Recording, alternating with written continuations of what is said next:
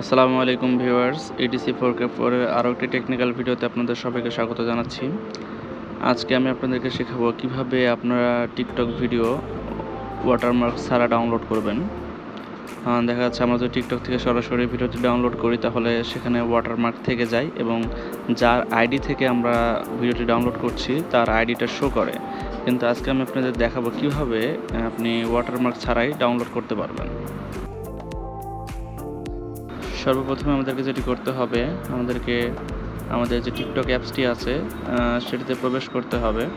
তো চলুন আমরা টিকটক অ্যাপসে প্রবেশ করি।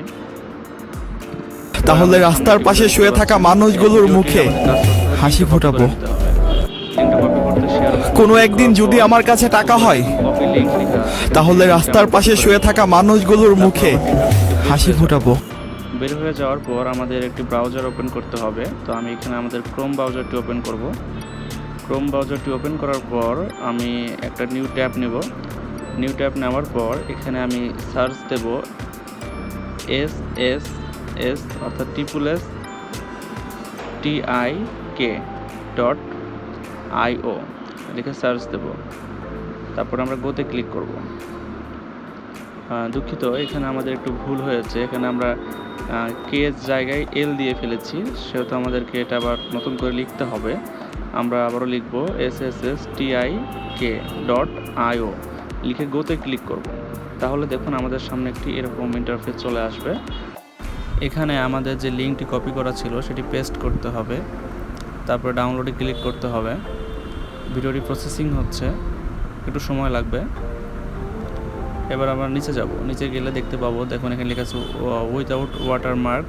আমরা HD ভার্সনে এটি ডাউনলোড করব। এখানে কিছু অ্যাড আসবে, অ্যাডগুলো আপনি কেটে দেবেন। তারপরে আমরা ডাউনলোডে ক্লিক করব। আমাদের ভিডিওটি ডাউনলোড সম্পূর্ণ হয়ে গেছে। আপনারা যারা অ্যান্ড্রয়েড ফোন ইউজ করেন তাদের ভিডিওটি সরাসরি গ্যালারিতে সেভ হয়ে যাবে, কিন্তু যারা আইফোন ইউজ করেন তাদের ভিডিওটি সরাসরি গ্যালারিতে সেভ হবে না। এটি প্রথমে ফাইলে যাবে, ফাইল থেকে গ্যালারিতে নিয়ে আসতে হবে।